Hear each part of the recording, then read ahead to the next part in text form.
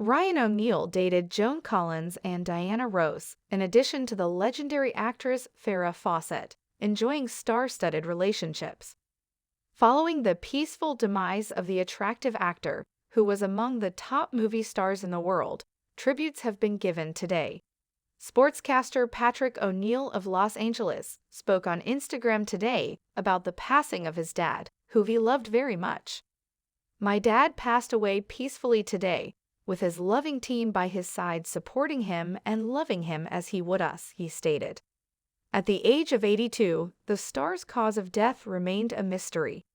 In 2012, O'Neal received a prostate cancer diagnosis, which came 10 years after his initial diagnosis of chronic leukemia. In the 2010s, he maintained a consistent career in television, acting far into his 70s, making appearances on shows including Desperate Housewives and Bones. But it was his turbulent family life and his long-standing connection with Farrah Fawcett that guaranteed innumerable headlines. The star of Peyton Place and Love Story got divorced twice. He was well known for having a love relationship with Fawcett for almost 30 years. Redmond, their son, was born in 1985, but 1997 saw the couple's breakup. After a few years, they got back together, and he supported Fawcett throughout her illness, which ultimately claimed her life in 2009 at the age of 62. "Ryan never brags, but he has bragging rights in heaven," Patrick remarked, particularly in regards to Farrah. "He had the real McCoy, everyone else had the poster, and now they are reunited." He was obviously enamored with the Charlie's Angels actress, whose sparkling grin and feathery blonde hair made her a major 1970s sex icon.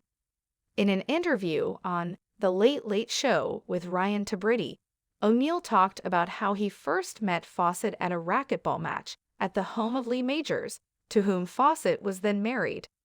"I knew who she was, a Charlie's Angels, but I hadn't seen Charlie's Angels," he stated in 2015.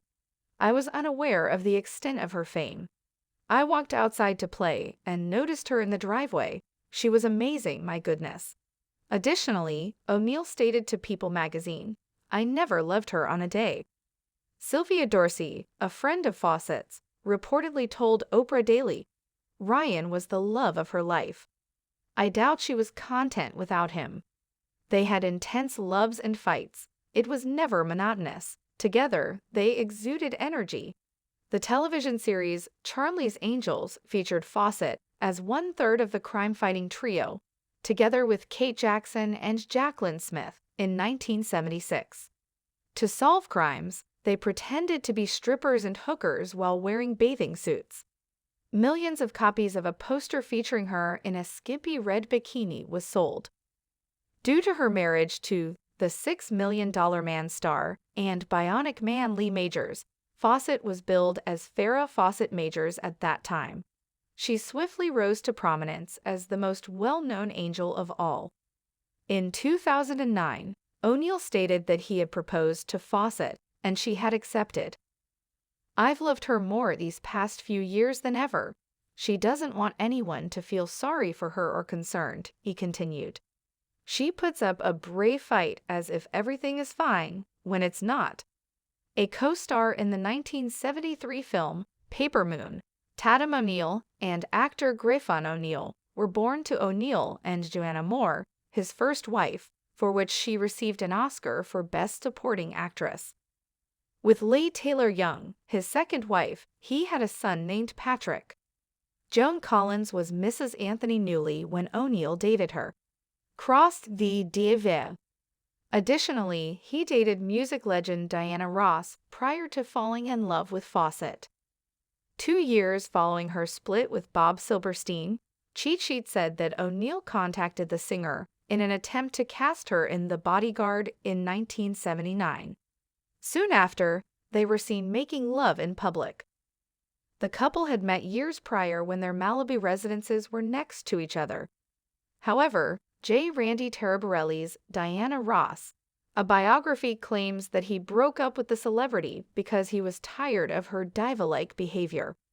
Working in a variety of genres, O'Neill collaborated with several of the most renowned directors of the day, such as Stanley Kubrick on Barry Lyndon and Peter Bogdanovich on Paper Moon and What's Up, Doc? In the 1970s. His boyish, blonde good looks were often employed to represent men whose polished appearances belied dark or dangerous backgrounds. At the heartbreaking drama Love Story, 1970, co-starring Ali MacGraw, O'Neill received a nomination for Best Actor at the Academy Awards. The story follows a young couple who fall in love, get married, and then learn that the woman has cancer. The film has the iconic, yet frequently parodied, quote, "Love means never having to say you're sorry."